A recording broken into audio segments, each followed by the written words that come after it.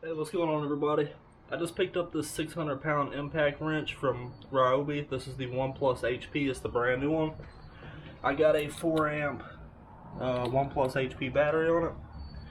And what I'm trying to do today, when I say I tried everything to get this thing off, I tried everything. So if this doesn't get it off, I don't know what will. I might have to get a breaker bar or something, or cut the thing off with a grinder.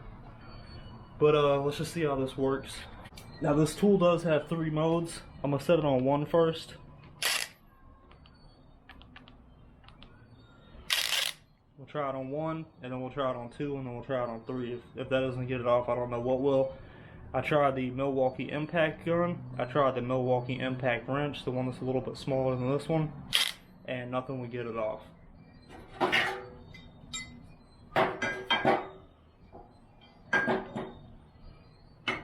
So here's 1.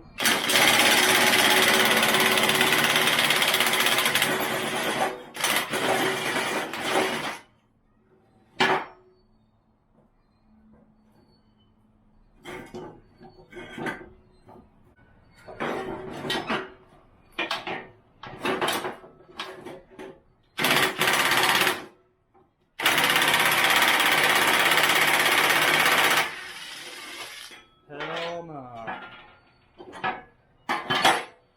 There you have it. This thing was 169 bucks, and right now if you go buy it with the battery kit, you get it for free. So I would jump on that. That's setting 1.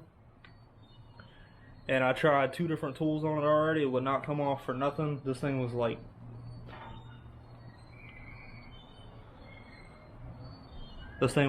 welded on there because it's so rusted. But it came right off. Setting 1. Appreciate you checking out the video. See you in the next one.